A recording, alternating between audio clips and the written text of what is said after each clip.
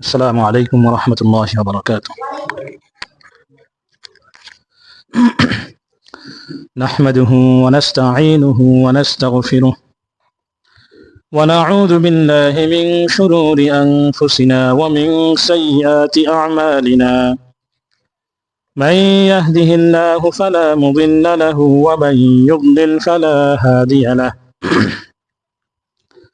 ونشهد أن لا إله إلا الله وحده لا شريك له ونشهد أن سيدنا ومولانا محمدا عبده ورسوله أما بعد فقد قال الله تعالى في كلامه المجيد والفرقانه الحميد أعوذ بالله من الشيطان الرجيم بسم الله الرحمن الرحيم ولا تجسسوا ولا يغتب بعضكم بعضا أيحب أحدكم أن يأكل لحم أخيه ميتا فكرهتموه صدق الله العظيم وقال تعالى إنما الخمر والميسر والأنصاب والأزلام رجس من عمل الشيطان فاجتنبوه لعلكم تفلحون وقال رسول الله صلى الله عليه وسلم أتدرون ما الغيبة قالوا الله ورسوله أعلم قال ذكرك أخاك بما يكره قيل أفرأيت إن كان في أخي ما أقول قال إن كان فيه ما تقول فقد أغتبته وإن لم يكن فيه ما تقول فقد بهته أو كما قال عليه الصلاة والسلام সম্মানিত মুসলিয়ান কিরাম, সর্বপ্রথম আমরা মহান আল্লাহ তাআলার দরবারে শুকরিয়া আদায় করি যে আল্লাহ তাআলা আমাদেরকে আজকের এই পবিত্র দিনে, এই জুমার দিনে জুমার নামাজ আদায়ের জন্য আগে আগে মসজিদে আসার মতো তৌফিক দিয়েছেন। এই জন্য আমরা সকলেই বলি আলহামদুলিল্লাহ। জুমার দিন আগে আগে মসজিদে আসলে অনেক ফায়দা। রাসূল সাল্লাল্লাহু আলাইহি ওয়াসাল্লাম হাদিসের মধ্যে বলেন, যে ব্যক্তি জুমার দিন পবিত্রতা অর্জন করে নামাজের প্রস্তুতি নিয়ে পায়ে হেঁটে আগে আগে মসজিদে আসবে, ইমামের কাছাকাছি বসবে, ইমাম যা বলে সেটা মনোযোগ সহকারে শুনবে, তাহলে তার প্রতি কদমে একটি করে নফল রোজা এবং সারা রাত নফল ইবাদত করার সওয়াব আল্লাহ তাআলা আমলনামায় লিখে দিবেন। সুবহানাল্লাহ। তো আমরা যারা আজকে আগে আগে এসেছি, আশা করা যায় আমাদের আমলনামায় আল্লাহ তাআলা এই প্রতি কদমে একটি করে নফল রোজা এবং সারা রাত ইবাদত করার সওয়াব আল্লাহ তাআলা লিখে দিয়েছেন। এজন্য আমরা সকলেই আরেকবার মন থেকে বলি আলহামদুলিল্লাহ।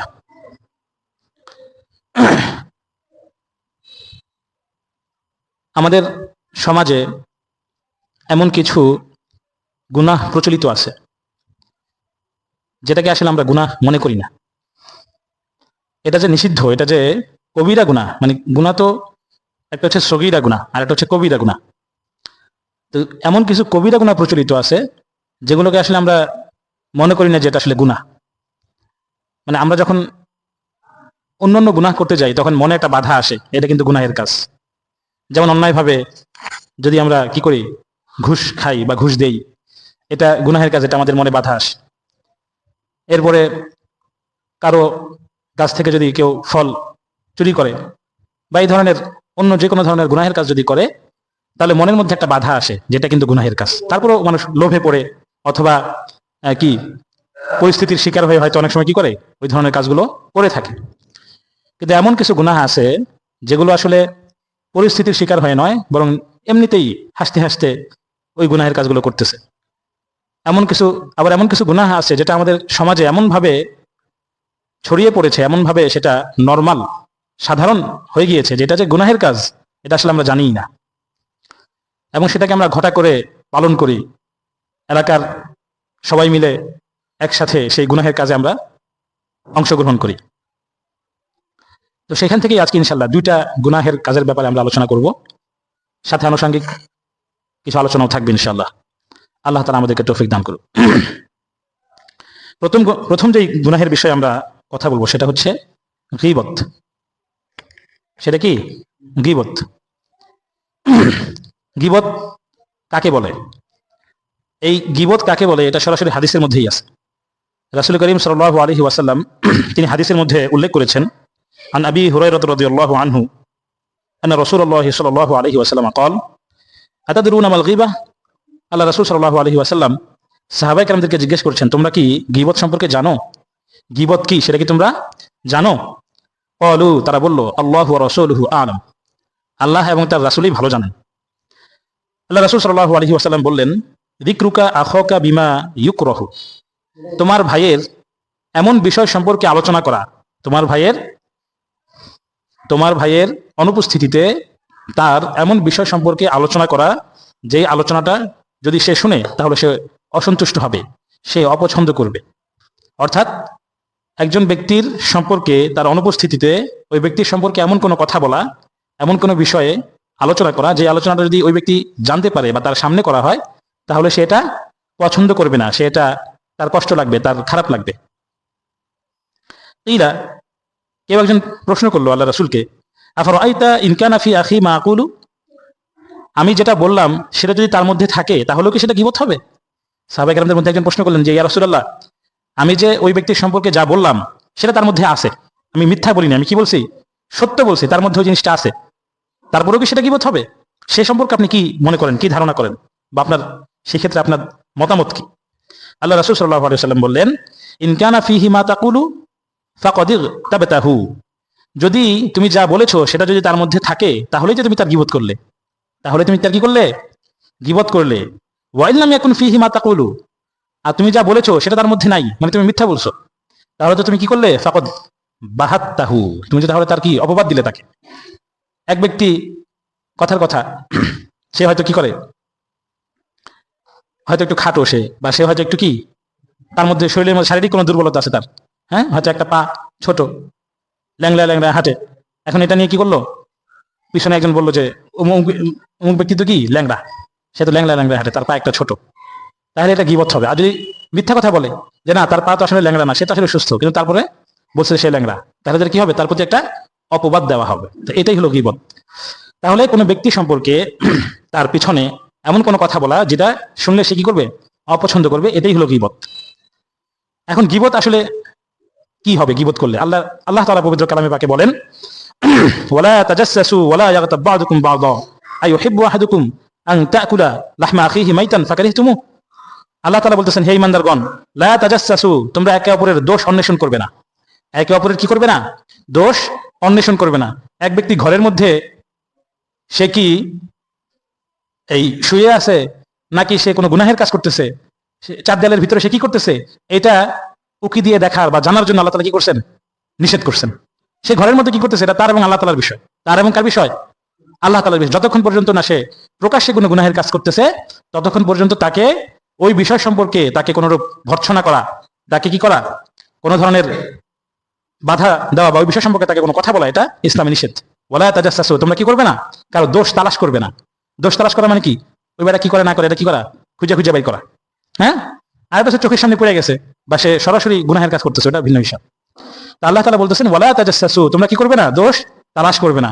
আমাদের মধ্যে অনেক থাকে এরকম মানুষ, এরা খালি কি করে, হ্যাঁ কি করছে, অমুক কি করছে, ওই ঘরের ভিতরে কি বললো, কি ঝগড়া করছে না কি হয়েছে না হয়েছে, এগুলো কি করে কান লাগায় লাগায় শুনে আর খালি মানুষের কাছে গেছে গিয়ে কি করে ছড়াইতে থাকে। নিষেধ। ওয়ালা ইয়াগতাব বা'দুকুম বা'দা, দেখেন ওয়ালা তাজাসসু প্রথমে বলছে তোমরা দোষ তালাশ করবে না, এরপরে বলতেছে ওয়ালা ইয়াগতাব বা'দুকুম বা'দা, তোমরা একে অপরের গীবত করবে না। ওই যে দোষ তালাশ করে শুনছে, শুনে পরে কি করছে, ওই মানুষের কাছে কাছে কি করছে, এগুলো গীবত করছে। এই জন্য আল্লাহ বলছেন দোষ তালাশ করবে না এবং কি করবে না, গীবতও করবে না। সম্পূর্ণ নিষেধ, আল্লাহ তাআলা সরাসরি নিষেধ করছেন কোরআনের মধ্যে, এটা হারাম। এরপর আল্লাহ তাআলা বললেন, আইয়ুহিব্বু আহাদুকুম আন তা'কুলা লাহমা আখিহি মাইতান, তোমাদের মধ্যে কি কেউ এইটা পছন্দ করবে যে সে তার মৃত ভাইয়ের গোশত খাবে? তার ভাই, মৃত ভাই, যে ভাইটা মারা গেল, তার গোশত খাওয়াটা কি তোমাদের মধ্যে কেউ পছন্দ করবে? ফাকারিহতুমু, না, তোমরা কেউ সেটা কি করবে না, পছন্দ করবে না। সুতরাং গীবত করা, এটাকে আল্লাহ তাআলা মৃত ভাইয়ের গোশত খাওয়ার সাথে কি করেছেন, তুলনা করেছেন। মৃত ভাইয়ের গোশত খাওয়া এটা যেমন ঘৃণিত এবং জঘন্য ধরনের একটা কাজ, ঠিক তেমনি ভাবে গীবত করাও কি এটা জঘন্য কাজ। এবার আপনারা বা আমরা সবাই একটু আমাদের আশেপাশে একটু নজর দিই, আশেপাশে একটু তাকাই, দেখি আমাদের সমাজের আসলে কি অবস্থা। দুইজন মানুষ একত্রিত হইলে সেখানে মূল টপিক থাকে, কথাবার্তার মূল বিষয় থাকে, আলোচনার মূল বিষয় থাকে কি? গীবত। আরেকজন কি করলো, অমুকে কি করলো, তমুকে কি করলো, হ্যাঁ, এমন বিষয় বললো যেটা সে ওই ব্যক্তি শুনলে কি অপছন্দ করবে, এটা হলো গীবত। আর যদি কারো প্রশংসা করে, এটা শুনলে সে অপছন্দ করবে না, সেটা আবার কি হবে না? গীবত হবে না। ওই বাড়িতে কি হইলো, অমুকে কি হইলো, মূল আলোচনার বিষয় এটাই থাকে। এবং এমন ভাবে এই বিষয়গুলো বলা হয়, এমন ভাবে এগুলো আলোচনা করা হয়, এটা যে একটা গুনাহের কাজ, সরাসরি হারাম, এটা আমরা ভুলেই গিয়েছি। হ্যাঁ, গুনাহ হচ্ছে, সবসময় গুনাহ হইতেই হচ্ছে। এবং খুবই দুঃখের বিষয় যে ওয়াজ মাহফিলের ময়দানেও কি এই গীবত থেকে কিনা খালি না। মাহফিলের মধ্যেও দেখা যায় যারা কথা বলে মাইকে, তারাও কি বলে, গীবত করতে থাকে। অমুক আলেম কি করছে, ওই আলেম এটা করছে, অমুকে থেকে করছে, অমুকে সা করছে, গীবত চলতে থাকে। এত ব্যাপকভাবে এই গীবত আমাদের মধ্যে ছড়ায় গেছে। আল্লাহ রাসূল সাল্লাল্লাহু আলাইহি ওয়াসাল্লাম হাদিসের মধ্যে বলেন, عن انس بن مالك رضي الله عنه قال قال رسول الله صلى الله عليه وسلم لما عرج بي مررت بقوم لهم أزفار من نحاس। আমাকে যখন মেরাজে নেওয়া হয়েছিল, আমি এমন একটা গোত্রের পাশ দিয়ে অতিক্রম করেছি, গোত্রের কাছ দিয়ে আমি এসেছি যাদের নখগুলো ছিল তামার। নখগুলো কিসের ছিল? তামার ছিল, লোহা, তামা। ইয়াখমাশুনা বুজুহাহুম ওয়া সুদুরহুম, তারা সেই তামার নখ দিয়ে তাদের চেহারা এবং তাদের বুক কি করতেছিল? খামচা ছিল, চিরতেছিল, ছিঁড়ে ফেলতেছিল। ফাকুলতু, অতঃপর আমি জিবরাইল আলাইহিস সালামকে বললাম, মান হাউলা ইয়া জিবরিল, এই লোকগুলো কারা? ক্বালা, জিবরাইল আলাইহিস সালাম বললেন, হাউলা ইল্লাযিনা ইয়াকুলুনা লুহুমান নাস, এই লোকগুলো হলো ওই সকল লোক যারা দুনিয়ার বুকে মানুষের গোশত ভক্ষণ করত। মানুষের গোশত ভক্ষণ করতে তার উদ্দেশ্য হচ্ছে যারা দুনিয়ার বুকে মানুষের গীবত করত। ওয়া ইয়াকুনা ফি আরাদিহিম, এবং তাদের সম্মান নষ্ট করত। মানুষের গীবত করত এবং মানুষের কি করত? সম্মান নষ্ট করত। গীবত করার দ্বারা উদ্দেশ্যই থাকে হলো কি করা? সম্মান নষ্ট করা, তাই না? একজন ব্যক্তি তার গীবত করা, তার সম্পর্কে কথার কথা একটা ছেলের সম্পর্কে কি আসছে? বিবাহের প্রস্তাব আসছে। এখন ওই ছেলের যত খারাপ দিক আছে, হ্যাঁ, সত্য সত্যি তার মধ্যে কিছু খারাপ দিক আছে, ওগুলো কি করতেছে? ওগুলাই শুধু বলতেছে, ভালো দিকগুলো কি করে না? বলে না। আবার অনেক সময় বিয়ে ঠিক হয়ে গেছে, অমুকের সাথে অমুকের বিয়ে ঠিক, ওই বাড়িতে কি করে দিছে, ওই এই সমস্যা, এই সমস্যা, এই সেই, এই যে কাজগুলো করলো, গীবত করলো, তার সম্মান নষ্ট করলো এবং তার ক্ষতি করলো, পাশাপাশি তারও কি করলো? ক্ষতিও করলো। এটা শাস্তি কি? মারা যাওয়ার পর থেকে নিয়ে কিয়ামত পর্যন্ত তারা তাদের নখগুলো হয়ে যাবে তামার, এবং তারা তাদের চেহারা এবং বুক কি করতে থাকবে? ওই নখ দিয়ে ছিঁড়তে থাকবে। আরেক হাদিসে আল্লাহ রাসূল সাল্লাল্লাহু আলাইহি ওয়াসাল্লাম বলেন, ইয়া মাশার মান আমানা বিলিসানিহি ওয়া লাম ইয়াদখুলিল ঈমানা ক্বাবলাহু ওয়ালা ইয়াগতাবুল মুসলিমিন ওয়ালা তাত্তাবিউ আওরাতাহুম ফাইন্নাহু মান ইত্তাবা আওরাতাহুম ইয়াত্তাবিউ আল্লাহু আওরাতাহু। আল্লাহ রাসূল সাল্লাল্লাহু আলাইহি ওয়াসাল্লাম বলেন, হে লোক সকল, মান আমানা বিলিসানিহি ওয়া লাম ইয়াদখুলিল ঈমানা কলবাহু, যারা মুখে ঈমান এনেছো কিন্তু কলবে এখনো ঈমান আসে নাই। কলবে এখনো কি আসে নাই? ঈমান আসে নাই। মুখে মুখে মুসলমান, অন্তরে এখনো কি আসে নাই? ঈমান আসে নাই। তাদের ক্ষেত্রে বলতেছে, লা ইয়াগতাবুল মুসলিমিন, তোমরা কি করো না? মুসলমানদের গীবত করো না। তার মানে বোঝা গেল, যারা গীবত করে এরা কি? এদের মুখে ঈমান, মনে কি নাই? ঈমান নাই। যারা গীবত করে তারা মূলত কি? তাদের মুখে ঈমান আছে, মনে কি নাই? ঈমান নাই। লা ইয়াগতাবুল মুসলিমিন, তোমরা মুসলমানদের গীবত করো না। ওয়ালা তাত্তাবিউ আওরাতাহুম, এবং মুসলমানদের দোষ ত্রুটি খুঁজে বেড়াইবে না। তাদের যে দোষ ত্রুটিগুলো আছে সেগুলো কি করবে না? অন্বেষণ করবে না, খুঁজবে না। কেন? এরপর আল্লাহ রাসূল সাল্লাল্লাহু আলাইহি ওয়াসাল্লাম বললেন, ফাইন্নাহু মান ইত্তাবা আওরাতাহুম ইয়াত্তাবিউ আল্লাহু আওরাতাহু, যে ব্যক্তি কোনো মুসলমানের দোষ ত্রুটি তালাশ করে, আল্লাহ তাআলা ওই ব্যক্তির দোষ ত্রুটি তালাশ করেন। যে ব্যক্তি মুসলমানের দোষ ত্রুটি তালাশ করে, আল্লাহ তাআলা কি করেন? ওই ব্যক্তির দোষ ত্রুটি তালাশ করেন। তালাশ করেন মানে কি? এরপরের অংশে আল্লাহ রাসূল সাল্লাল্লাহু আলাইহি ওয়াসাল্লাম বলেন, ওয়া মা ইয়াত্তাবিউ আল্লাহু আওরাতাহু ইয়াফযাহু ফি বাইতিহি, আর আল্লাহ তাআলা যার দোষ ত্রুটি তালাশ করেন তাকে তার ঘরের ভিতরে অবস্থ করেন। সে ঘরের ভিতরে কি করতেছে, এটা আল্লাহ তাআলা কি করে দেন? বাই করে দেন। চার দেয়ালের ভিতরে কোনো অপরাধ করছে, সে কোনো কি করছে? কাজ করছে। সে যদি অন্য মানুষের দোষ ত্রুটি তালাশ না করতো, আল্লাহ তাআলা এটার উপর কি দিয়ে রাখতেন? এটাতে ঢেকে রাখতেন, পর্দা দিয়ে রাখতেন। আরেক হাদিসের মধ্যে আছে, মান সাতারা মুসলিমান সাতারাহুল্লাহু ফিদ দুনিয়া ওয়াল আখিরাহ, যে ব্যক্তি কোনো মুসলমানের দোষ ত্রুটি গোপন রাখে, আল্লাহ তাআলা দুনিয়া এবং আখিরাতে ওই ব্যক্তির দোষ ত্রুটি কি রাখেন? গোপন রাখেন। তো দোষ ত্রুটি গোপন রাখার উদ্দেশ্য কি? একজন লোক সরাসরি গুনাহের কাজ করতেছে, তার দোষ ত্রুটি গোপন রাখবে না। কোন লোক গোপনে গোপনে কোনো গুনাহ করতেছে, কি করতেছে? গোপনে গুনাহ করতেছে।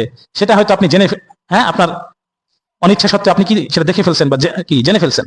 এটা যদি আপনি গোপন রাখেন, তাহলে আল্লাহ তাআলা আপনার যে দোষ যেগুলো আপনি গোপনে গোপনে করছেন সেগুলো দুনিয়া এবং আখিরাতে গোপন রাখবে। কিয়ামতের দিন সেই গুনাহগুলোকে আল্লাহ তাআলা কি করবেন? গোপন রাখবেন, সেগুলোর হিসাব নেবেন না। আর যদি কোনো ব্যক্তি কি করে দোষ ত্রুটি তালাশ করে, তাহলে কি বলতে হাদিসের মধ্যে, আল্লাহ তাআলা ওই ব্যক্তির দোষ ত্রুটি তালাশ করবে। আর যে আল্লাহ তাআলা যার দোষ ত্রুটি তালাশ করে, তাকে আল্লাহ তাআলা তার নিজের ঘরে কি করেন, অপদস্থ করেন। তো সুতরাং এই গীবত এটা আমাদের সমাজে মহামারীর মতো ছড়ায় গেছে। আল্লাহ তাআলা আমাদেরকে গীবত থেকে হেফাজত করুক, গীবত থেকে মুক্ত থাকার তৌফিক দান করুক। গীবত করা মানে মৃত ভাইয়ের গোশত খাওয়া। তাহলে কি আমরা কি কেউ মৃত ভাইয়ের গোশত মানে খাবো, এরকমটা কি কেউ পছন্দ করি? এরকমটা কি কেউ চাই না। আল্লাহ তাআলা আমাদেরকে হেফাজত করুক। আরেকটি গুনাহের কাজ খুবই সম্পৃক্ত আমাদের সমাজের সাথে, এই গুনাহের কাজটা, সেটা হচ্ছে জুয়া। সেটা কি? জুয়া। গত কিছুদিন যাবৎ বেশ কিছু জুয়ার আয়োজন করা হয়েছে আমাদের এই গ্রামের আশেপাশে, কিন্তু এগুলোকে বাধা দেওয়ার মতো কি নাই, কেউ ছিল না। তা আল্লাহ তাআলা কোরআন কারীমের মধ্যে বলেন, ইয়া আইয়ুহাল্লাযীনা আমানু ইন্নামাল খামরু ওয়াল মাইসিরু ওয়াল আনসাবু ওয়াল আজলামু রিজসুম মিন আমালিশ শাইতান ফাজতানিবুহু লাআল্লাকুম তুফলিহুন। কোরআন কারীমের মধ্যে আল্লাহ তাআলা বলছেন, ইন্নামাল খামরু, নিশ্চয়ই মদ, ওয়াল মাইসিরু, এবং জুয়া, ওয়াল আনসাব, বিভিন্ন ধরনের মূর্তি, ওয়াল আজলাম, এবং হচ্ছে ভাগ্যের তীর নির্ধারণ করা। অর্থাৎ যে সময় আল্লাহ রাসূলের আমলে তখন তীর দিয়ে ভাগ্য নির্ধারণ করা হইতো, লটারির মতো আর কি। অনেকগুলো কি থাকতো, গোশত বা জিনিসপত্র থাকতো, দূর থেকে তীর নিক্ষেপ করতে হইতো। তীর গিয়ে যদি কি লাগতো, যেখানে লাগতো, যেই পণ্যে বা গোশতে বা যেটাতে লাগতো, ওইটা ওই ব্যক্তির, আর না লাগলে নাই।